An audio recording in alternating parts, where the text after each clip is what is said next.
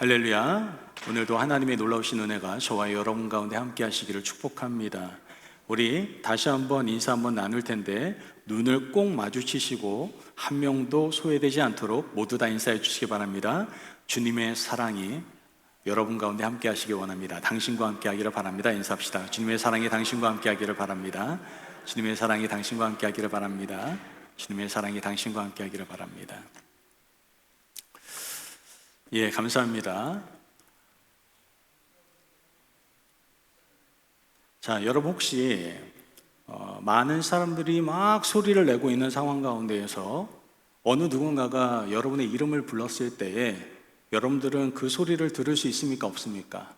아마 여러분들과 잘 아는 사람의 관계라고 한다면 낯선 목소리가 아니라 내가 사랑하는 사람이라든지 오랫동안 함께 해온 사람이라고 한다면 아마 목소리를 듣고 아마 반응할 수 있을 거라고 생각을 합니다.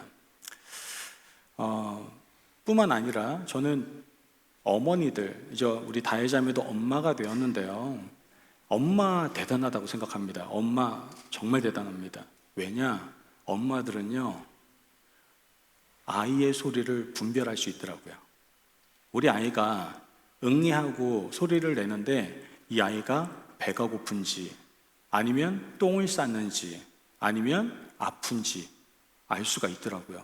아기가 뭐 다르게 소리 내는 것도 아니에요. 아프면 응애 이렇게 하는 것도 아니고 그냥 응애 하는데 똑같이 어떻게 이렇게 한 번에 다 알아보는지 너무 신기합니다. 그 이유가 무엇일까요? 바로 관계가 있기 때문이 아닌가 생각해 보게 됩니다.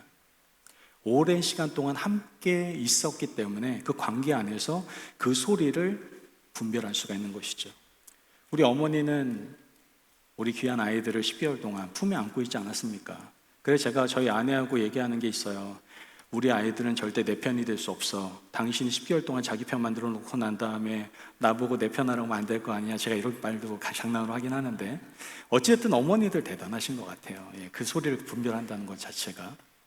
자, 오늘 우리가 함께 나누고자 하는 말씀은 바로 이 질문에서부터 시작을 한번 해보려고 합니다. 나는 지금 하나님의 음성을 듣고 있는가? 여러분 어떻습니까? 여러분 하나님의 음성을 듣고 있습니까?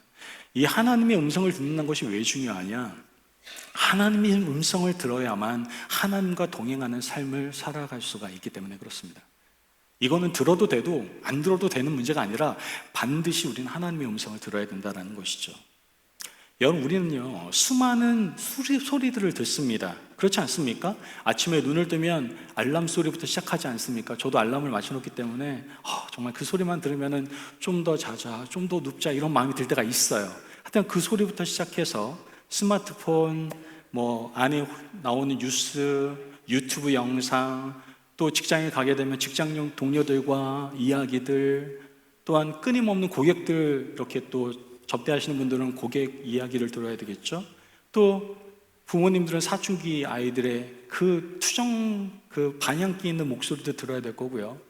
또 남편은 아내들에게 잔소리 들어야 되잖아요. 그러면 뭐 아내들은 잔소리 안 듣습니까?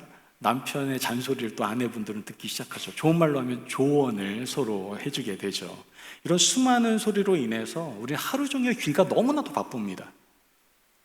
그런데 정작 우리에게 가장 중요한 음성, 우리의 삶을 바꾸고 인생의 방향을 잡아줄 수 있는 하나님의 음성을 우리는 과연 잘 듣고 있느냐라는 것이죠.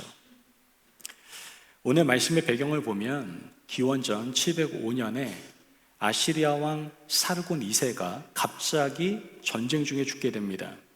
이게 왜 큰일이냐? 절대 강국의 왕이 갑자기 죽은 거예요. 그러니 고대 근동 자체가 그냥 들썩이기 시작합니다. 왜 들썩였을까요? 이제 왠지 우리도 자유를 누릴 수 있겠다라는, 좀 해방될 수 있겠다라는 이런 생각들이 들 거 아닙니까? 이스라엘의 히스기야 왕도 마찬가지였습니다. 이때가 기회라고 생각을 했던 것 같아요. 그래서 아시리아에서부터 벗어날 수 있다는 생각 속에서 아시리아와 맞서는 반아시리아 동맹에 가담을 하고 이집트에 사절단을 보냅니다. 왜 보냈을까요? 군사 지원을 요청하기 위해서 보낸 거예요. 그래서 말과 병거, 즉 당시의 최고의 군사력을 빌려 오려고 합니다. 그때에 이사야가 말을 하고 있는 거예요. 영적 지도자인 이사야가 말을 한다 이거죠. 그러면 기왕이면 왕에게도 백성에게도 조금 기 올려주는 말 해주면 좋잖아요. 그런데 이사야는 그런 말을 하지 않습니다. 오히려 그가 전하는 말은 왕과 백성이 기대한 말이 전혀 아니었다는 것을 우리는 성경을 통해서 보게 되죠. 이사야는 이렇게 얘기하는 겁니다. 너가 지금 하고 있는 모든 것들, 정치적인 결정들은 단순한 어떤 외교적인 오판이 아니라 이것은 신앙의 근본적인 배신이다라고 말을 하고 있다는 것이죠. 그렇다면 왜 이게 신앙적인 배신이라고 얘기하는 걸까요? 그 이유는 하나님께 묻지 않고 하나님의 음성을 듣지 않고 눈에 보이는 힘과 속도를 선택한 것이기 때문에 너는 신앙적인, 어떻게 보면 신앙의 근본적인 배신을 한 것이다라고 지금 이사야는 말을 해주고 있다라는 겁니다. 바로 그 자리에서 하나님이 말씀을 하십니다. 그게 이사야서 30장 15절 말씀인데요. 이렇게 시작을 하죠. 주 여호와 이스라엘의 거룩하신 이가 이같이 말씀하시되, 이렇게 말합니다. 이같이 말씀하시되, 이같이 말씀하시되는 말은 히브리어로 코아마르라는 단어입니다. 이 코아마르라는 단어는 단순한 그냥 위로의 말이 아니에요. 이 말은 왕의 전령이 왕의 말을 전달할 때 사용했던 말입니다. 즉 누구의 말이에요? 왕의 말. 여기서는 하나님의 말이다라는 것을 이야기하고 있는 겁니다. 지금 하나님께서 말씀하고 계시는 거예요. 너 지금 이렇게 하면 안 돼 라고 말하면서 하나님이 말씀하시는 거예요.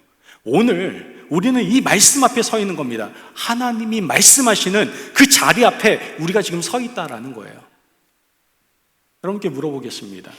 지금 우리의 삶의 방향을 결정하고 있는 기준은 그러면 뭡니까?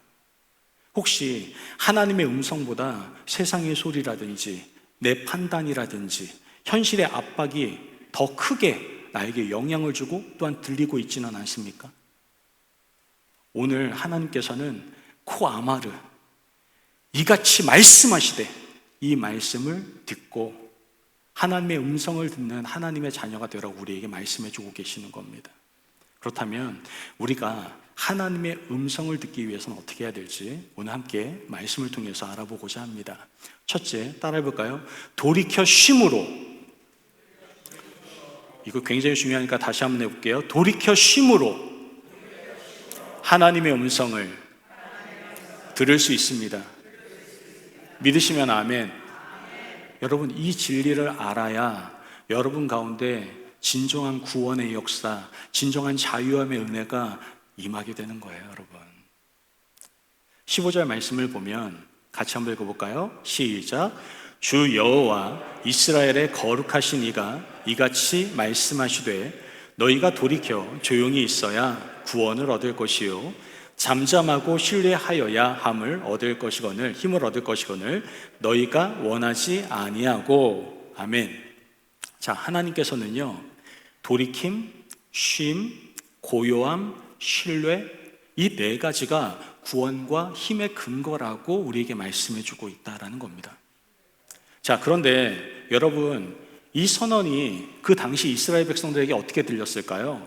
전혀 상식적이지 않다라고 들렸다라는 거예요. 왜 그럴까요? 당연하죠. 그 당시 상황이 어떻습니까? 나라가 지금 위기에 처해 있었어요. 적군이 바로 국경 밖에 진을 치고 있었습니다. 그렇다면 이스라엘 백성들을 염려하고 걱정하는 하나님이라고 한다면 뭐라고 얘기해야 될까요? 얘들아, 지금 위급한 상황이니 너는 강한 군대를 모아라. 무기를 준비해라. 더 빠르게 동맹을 맺어야 돼 라고 말씀해 줘야 되지 않겠습니까? 전쟁에 대비할 수 있도록 해줘야 될 거 아니에요. 그런데 하나님은 뭐라고 얘기하시는 거예요? 멈춰라. 조용히 있어라. 나를 신뢰하라 라고 말씀하고 있다라는 것이죠. 여기서 히브리어로 이 도리킴이라는 단어는 슈바라는 단어인데요, 이 슈바는 단순히 마음을 고쳐먹는 것을 이야기하는 것이 아닙니다. 이것은 이집트로 내려가던 다른 것을 의지하던 발걸음을 물리적으로 돌이키는 것, 방향 자체를 바꾸는 것을 바로 이 슈바라고 얘기를 합니다. 그리고 이집트에서 돌이키는 것, 그리고 누구를 바라보는 것? 하나님을 향해서 하나님께로 돌아오는 것, 이 두 가지 의미를 합친 것이 바로 이 슈바라는 단어의 의미다라는 것이죠. 즉 멈춰라, 돌이켜라 라고 하는 것은 이집트에서 돌아선 것뿐만 아니라 이제 하나님께로 돌아가는 것을 의미하고 있다는 겁니다. 그리고 쉼이라는 단어는 다른 것이 아니에요. 게으름이라든가 안주하고 그냥 널브러져 있는 게 쉼이 아닙니다. 군마를 수입하고 사절을 이집트로 파견하고 동맹을 구축하는 그 분주한 움직임을 어떻게 하라는 거예요? 멈추라는 겁니다. 올바른 자리에 내려 앉아서 거기 머무르는 것, 즉 하나님 앞에 머무르는 용기, 그것이 바로 쉼이다라고 말씀을 하고 있는 거예요.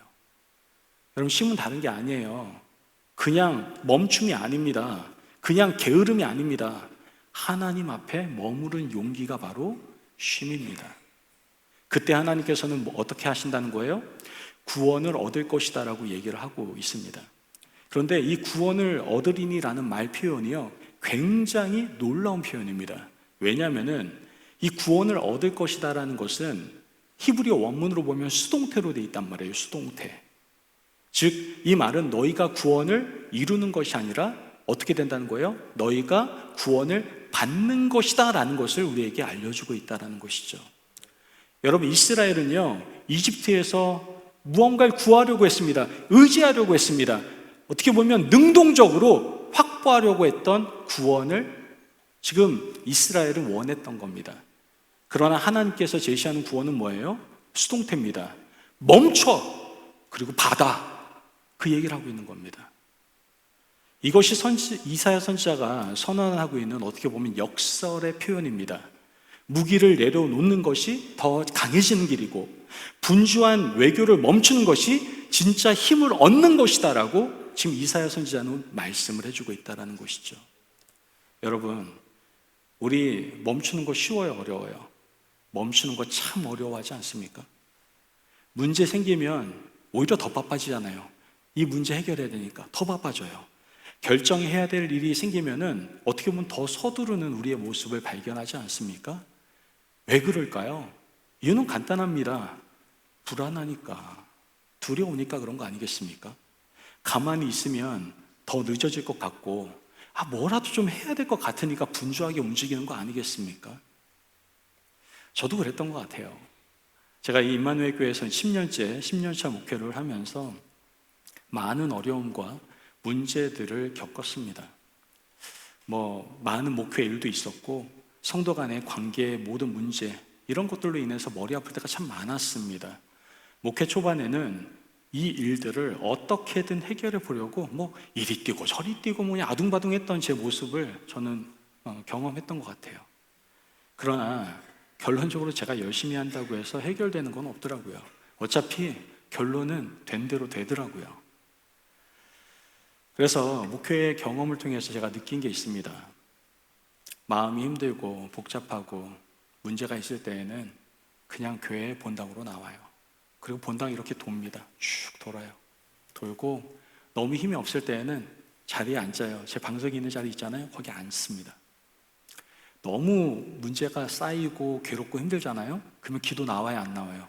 기도도 안 나와요. 솔직히 말하면 욕할 순 없잖아. 그 정도!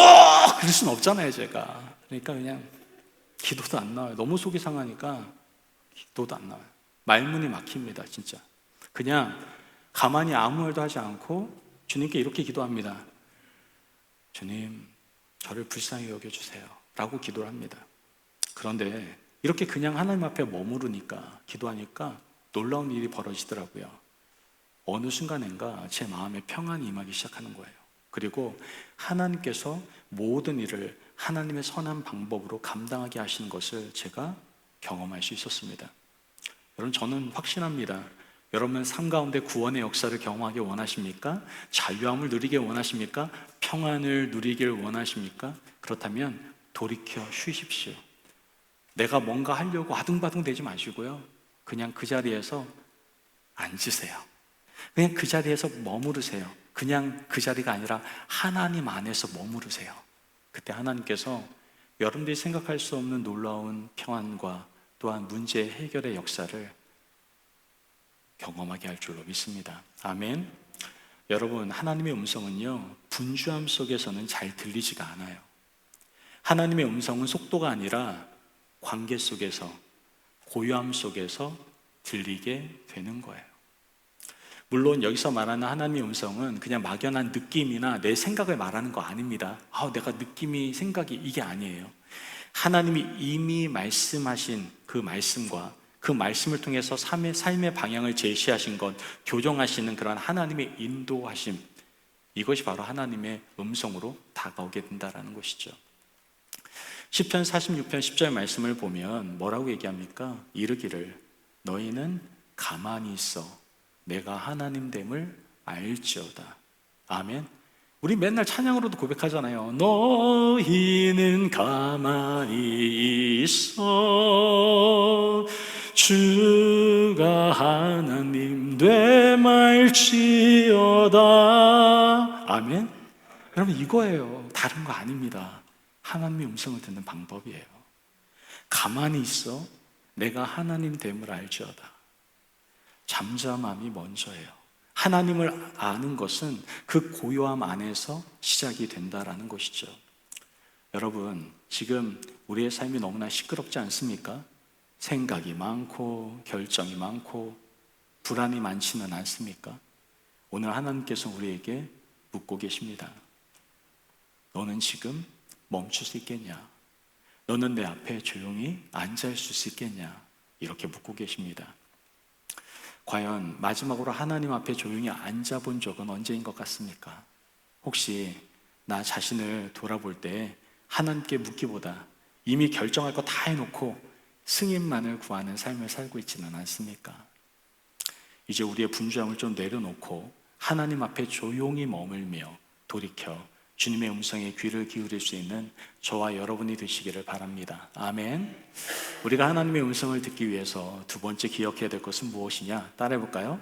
고난 속에서도 하나님의 음성에 귀 기울여야 합니다. 믿으시면 아멘. 여러분, 고난 속에서도 하나님의 음성에 귀 기울이셔야 됩니다. 여러분, 지금 하나님께서는 이 구원의 길, 아름다운 구원의 길을 초청하고 계시는 거예요. 내가 너에게 자유함을 줄게. 내가 구원의 길을 보여줬어. 돌이켜 쉬어. 내가 너에게 구원을 주리라. 구원받아. 그 얘기하고 계시는 거예요. 그런데 놀랍게도 이스라엘이 그것을 거절합니다. 15절 마지막에 보면 뭐라고 얘기해요? 너희가 원하지 아니하고 이렇게 얘기하잖아요. 원하질 않았어요. 여러분, 이 말이 뭐냐? 문제는 길이 없다는 것도 아니고 할 수 없다는 것도 아닙니다. 하나님이 말씀하시지 않은 것도 아닙니다. 문제는 뭐냐? 원하지 않았다라는 거예요. 불순종의 핵심은 무능력이 아니라 거절이고 거부입니다. 하나님이 분명히 구원의 길을 보여주셨는데 그 길을 택하기를 원하지를 않았다라는 것이죠. 16절 말씀에 이스라엘이 이렇게 선언을 하는 걸 보게 됩니다. 16절 같이 한번 볼까요? 시작. 이르기를 아니라 우리가 말 타고 도망하리라 하였으므로 너희가 도망할 것이요 또 이르기를 우리가 빠른 짐승을 타리라 하였으므로 너희를 쫓는 자들이 빠르리니. 아멘. 지금 뭐라고 얘기하는 거예요? 나 거부해. 나 거절할 거야. 그리고 난 다음에 이스라엘 백성들이 하는 게 뭡니까? 우리가 말 타고 도망갈 겁니다. 이렇게 얘기하고 있는 거예요. 그랬더니 하나님께서 뭐라고 얘기하십니까? 너희를 쫓는 자들이 더 빠를걸? 이 얘기하고 있는 거예요. 여러분, 이 말은요, 이스라엘이 의지하는 수단이 오히려 그들의 파멸의 방식으로 돌아올 수 있다는 것을 말하고 있는 겁니다. 좀 더 쉽게 말씀드릴까요? 돈 의지하는 사람은 돈으로 망하는 거고요, 힘 의지하는 사람은 힘으로 망하는 거고요, 권력 의지하는 사람은 권력으로 망하는 거고, 명예 의지하는 사람은 명예로 망하는 것이고, 사람 의지하는 사람은 사람한테 배신당한다는 걸 말하는 겁니다. 여러분, 이처럼 자신이 의지하는 것, 계획하는 것, 이것이 오히려 심판의 도구로 전환되는 그런 역설적인 모습을 우리에게 보여주고 있는 겁니다. 이러한 사람들이 결국 어떻게 됩니까? 17절 말씀을 보면 이스라엘이 산꼭대기의 깃대처럼, 언덕 위의 기호처럼 어떻게 해요? 외롭게 남겨지게 된다라고 말하고 있습니다. 자신을 보호하던 공동체가 다 해체되고 보호받지 못한 채 그냥 드러나 있는 존재, 그것이 바로 하나님을 떠난 인간의 마지막 모습이다라는 것이죠. 어느 누구에게 보호받지 못하는 외로운 존재. 여러분, 우리 그런 존재가 되면 안 되지 않겠습니까? 그런데 감사한 건 뭐냐면 다음 절 18절에 놀라운 반전이 일어납니다. 18절 말씀 같이 한번 읽어볼까요? 시작. 그러나 여호와께서 기다리시나니 이는 너희에게 은혜를 베풀려 하심이요 일어나시리니 이는 너희를 긍휼히 여기려 하심이라. 대저 여호와는 정의의 하나님이시라. 그를 기다리는 자마다 복이 있도다. 아멘. 뭐라고 얘기하세요? 기다리신대요. 여기서 기다리신다라는 단어는 히브리어로 하카라는 단어인데 단순히 대기, 그냥 마냥 기다린다는 뜻이 아닙니다. 간절한 기대를 품고 기다린다라는 단어의 의미가 하카라는 단어입니다. 간절히 그 기대를 품고 기다리신다는 거예요. 더 놀라운 것은 기다림의 목적이 이 본문 안에 있지 않습니까? 왜 기다리신대요? 은혜를 베푸시기 위해서, 긍휼히 여기시기 위해서 지금 기다리고 계신대요. 이게 얼마나 큰 은혜입니까? 나는 다 필요 없어! 거절하고 도망가고 있는 사람에게 주님은 기다리신대요. 왜? 은혜와 긍휼을 베푸시기 위해서. 이게 사순절 아닙니까? 주님의 십자가의 사랑이 그거 아닙니까? 우리는 주님 싫다고 세상 쫓아다니고 세상 따라다닐 때가 얼마나 많았어요. 그럼에도 불구하고 이 사순절 기간에 우리에게 다시 보여주시잖아요.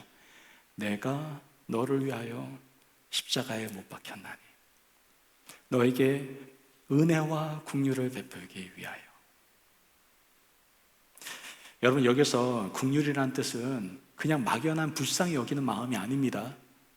이거는 어머니의 자궁을 의미하는 어근에서 시작됐어요. 이 긍휼이라는 단어, 즉 어머니가 자기 태 안에 아이를 품는 것 같은 깊은 사랑을 바로 이 긍휼이라는 단어로 사용하고 있는 겁니다. 얼마나 품고 사랑하셨을까요? 이게 하나님의 긍휼이에요. 이스라엘은 분명 거부했습니다. 그리고 심판이 임했어요. 그런데도 하나님은 은혜와 긍휼을 거두지 않으시고 기다리신다라는 것이죠.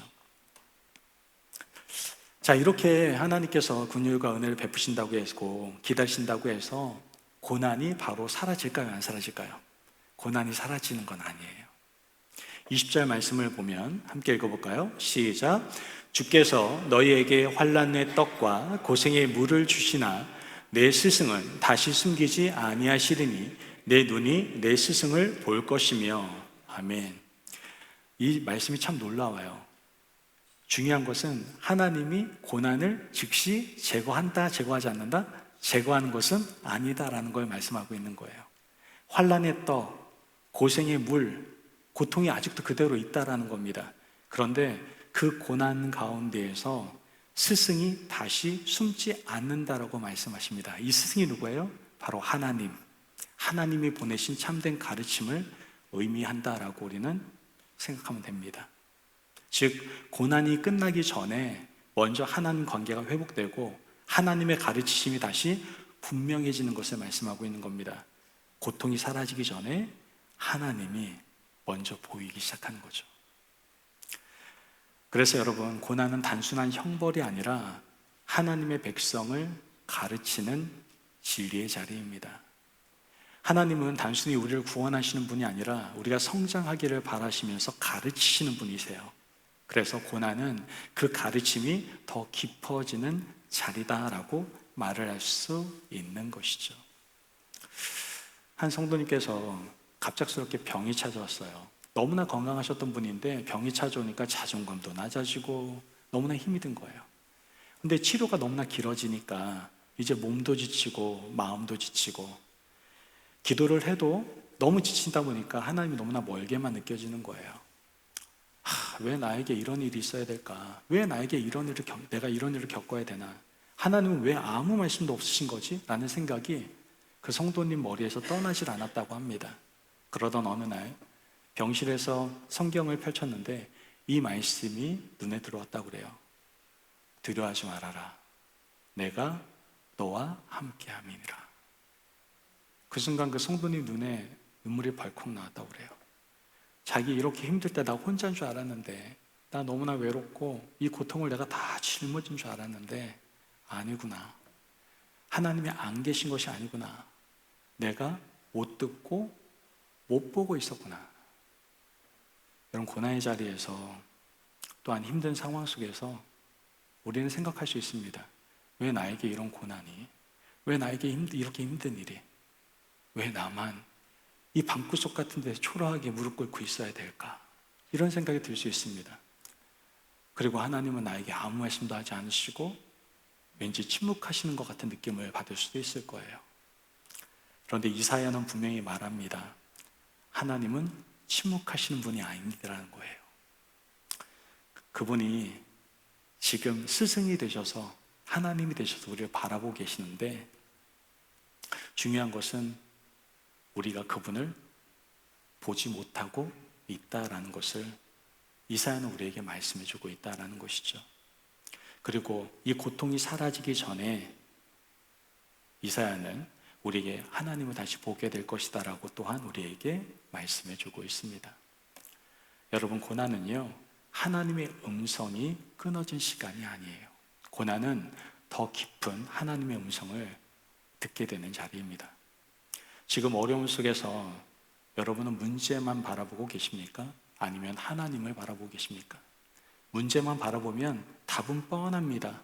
여러분 입에 불평과 원망밖에 나올 게 없어요. 여러분, 광야에서 이스라엘 백성들이 어떻게 했습니까? 물 없다고 문제가 생기자마자 불평과 원망을 쏟아내지 않았습니까? 우린 그럴 수밖에 없어요. 하지만 이런 고난 상황 속에서 하나님이 나에게 하신 말씀을 우리가 들을 수 있다면 우리는 그 약속을 붙들어야 되는 겁니다. 하나님은 숨지 않으신다고 말씀하셨어요. 그 고난 안에서도 하나님은 여전히 계시고 마침내 우리가 하나님을 보게 하셔서 그 고난 가운데서 하나님과 더욱더 깊은 교제와 만남의 은혜를 허락하실 줄로 믿습니다. 아멘. 그러므로 이제 고난을 좀 피하려 하기보다는 그 자리에서도 숨지 않으시는 하나님을 바라보며 주님의 음성에 더 귀를 기울이실 수 있는 저와 여러분이 되시기를 간절히 바랍니다. 아멘. 마지막으로 우리가 하나님의 음성을 듣기 위해서는요, 제일 중요해. 어떻게 보면 들은 말씀에 순종하셔야 돼. 따라해볼까요? 들은 말씀에 순종으로 응답해야 합니다. 믿으시면 아멘. 여러분 21절 말씀 같이 한번 읽어볼까요? 시작. 너희가 오른쪽으로 치우치든지 왼쪽으로 치우치든지 내 뒤에서 말소리가 내 귀에 들려 이르기를 이것이 바른 길이니 너희는 이리로 가라 할 것이며. 아멘. 자, 고난 속에서 하나님의 스승되심이 회복되고 눈이 열려 하나님을 보게 되면 이제 귀에 들리는 것이 있습니다. 뒤에서 들리는 음성. 무슨 음성이에요? 이것이 바른 길이니 너희는 이리로 가라. 이렇게 말씀하신다는 거죠. 여기서 뒤에서 들리는 음성이라는 표현이 굉장히 중요합니다. 왜냐하면 이 말은 인간이 스스로 앞을 개척하는 존재가 아니라 어떠한 존재다? 하나님이 제시한 길을 따라가는 존재다라는 것을 이렇게 표현하고 있는 겁니다. 하나님의 음성에 의해 방향을 교정받는 존재, 하나님이 말씀하신 대로 나아가는 존재, 그 존재가 바로 하나님의 백성이다라는 것을 이 짧은 뒤에서 들려오는 음성을 통해서 설명을 하고 있는 거예요. 그리고 21절 말씀에 마지막에 이렇게 얘기하죠. 걸어가라. 걸어가라. 이 표현을 통해서 하나님의 음성을 듣는 것으로 끝나는 것이 아니라 걷는 것으로 이어져야 된다는 것을 우리에게 분명히 말씀해 주고 있습니다. 즉 하나님의 음성을 들었다면 삶의 실제적인 실천과 순종으로 나아가야 된다는 것을 알려주고 있다는 거예요. 여러분 22절 이어지는 말씀을 보면 그 응답이 어떻게 구체적으로 나타나는지 보여주고 있죠. 22절 말씀 같이 한번 읽어보겠습니다. 시작. 또 너희가 너희 조각한 우상에 입힌 은과 부어 만든 우상에 올린 금을 더럽게 하여 불결한 물건을 던짐같이 던지며 이르기를 나가라 하리라. 아멘. 여러분 하나님의 음성을 듣고 길을 따라 걷기 시작할 때 삶에서 하나님을 대체하던 모든 것들을 어떻게 하게 되는 거예요? 버리기 시작하는 겁니다. 귀하게 여기던 은과 금으로 입힌 우상들, 즉 이전에 내가 너무나도 소중하게 생각했던 그 모든 것들, 이제 그것을 부정한 것처럼 여기고 던져 버리게 된다는 것이죠. 예전에 이게 너무나 가치 있는 거였어요. 이게 나에게 너무나 소중한 거였어요. 그런데 이제는 그 부정한 것들로 여기고 다 던져버리게 되더라라는 거예요. 어떻게 보면 우리 인식, 우리의 가치체계에 놀라운 변화가 일어나는 것을 우리는 알 수가 있게 되는 것이죠. 우리는 종종 이렇게 말을 합니다. 하나님 뜻을 좀 더 알아볼게요. 조금 더 기도해보고 결정할게요. 이렇게 얘기를 합니다. 하나님의 음성이 들렸어요. 그럼 하나님 말씀하셨어요. 그런데도 이렇게 말을 해요. 물론 기도와 분별력이라는 건 굉장히 중요하고요. 반드시 필요합니다. 그냥 무턱대고 따르면 안 되잖아요. 그죠? 기도하고 분별하는 거 필요합니다. 그러나 우리 이미 알고 있잖아요. 이미 들었잖아요. 하나님께서 말씀으로 우리에게 말씀하셨고, 주위의 사람을 통해서도 말씀하시고, 환경과 상황을 통해서도 이미 말씀하셨어요. 이미 우리 알아요. 우리 이미 들었어요. 그런데 문제는 뭡니까? 순종하지 않는다는 거죠. 그 길이 손해보는 것 같이 보이고 좀 두려운 길이고 현실적으로 불가능해 보이는 길이니까 순종하지 않는 겁니다.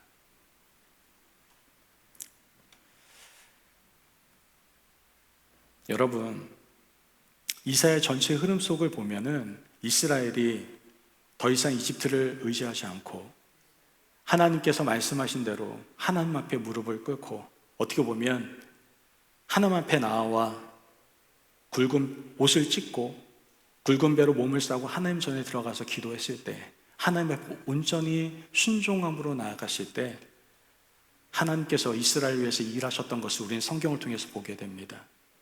고요함과 신뢰 가운데 힘이 있다는 것은 단순한 격언이 아니에요. 하나님의 백성이 역사 속에서 나온, 그리고 배울 수 있는 진리다라는 것이죠. 여러분, 혹시 이미 들은 말씀이 있지 않습니까? 그런데 미루고 있지는 않습니까? 하나님이 지금 요구하시는 순종이 무엇인지 각자 마음속에서 한번 생각해 보시기를 바랍니다. 그러므로 이제 우리 뒤에 들려오는 주님의 음성에 좀 귀를 기울이시고 하나님을 대체하는 모든 것들을 좀 버리며 순종의 길을 결단할 수 있는 저와 여러분이 되시기를 주님의 이름으로 축복합니다. 아멘. 여러분, 이사야서 30장 15절은 구원의 길을 딱 4가지로 표현합니다. 돌이킴, 쉼, 고요함, 신뢰입니다. 그러나 15절의 마지막 구절이 우리의 가슴을 너무나도 깊이 찌릅니다. 그러나 너희는 원하지 아니하였도다. 여러분, 능력이 없어서 못한 게 아닙니다. 몰라서 못한 게 아니에요. 그냥 하기가 싫었던 겁니다. 여러분은 어느 쪽입니까? 혹시 우리도 이미 알고 있지 않습니까? 멈춰야 한다는 것을, 하나님 앞에 나아가야 한다는 것을, 순종해야 된다는 것을. 그런데 원하고 있지 않지는 않습니까? 그런데 이사야 30장이 품고 있는 가장 놀라운 반전이 바로 이겁니다. 이스라엘이 거부했는데도 불구하고 하나님은 기다리고 계셨다는 것이죠. 그 기다리시는 하나님의 음성을 우리는 들어야만 하는 겁니다. 여러분, 하나님의 음성을 듣는 것은 특별한 사람만의 이야기가 아닙니다. 우리가 하나님의 음성을 듣기 위해서 먼저 어떻게 해야 됩니까? 돌이켜 쉼의 자리에서 하나님의 음성을 들어야만 하는 겁니다. 지금 내가 붙들고 있는 이집트가 무엇인지 한번 돌아보시길 바라요. 여러분들이 의지하고 바라보고 있는 것이 무엇인지 한번 생각해 보십시오. 이제 분주함을 좀 멈추고 하나님 앞에 자리를 잡읍시다. 거기에 구원이 있고 거기에 참된 힘이 있는 겁니다. 또한 고난 속에서도 하나님의 음성에 좀 귀를 기울이세요. 지금 고난의 자리, 어떻게 보면 지금 나 삶의 끝자락에 있어요, 정말 최저점에 있어요 라고 생각하는 분이 있을 수 있습니다.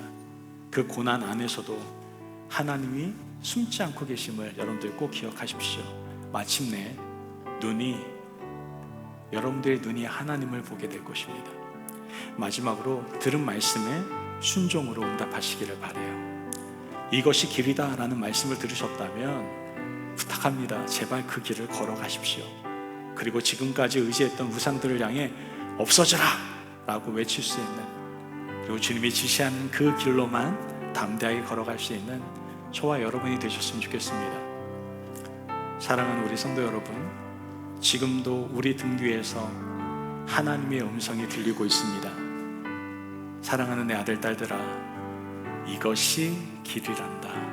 이리로 가렴. 이제 먼저 그분을 향해 돌아섭시다. 그리고 그 음성을 따라 걸어갑시다.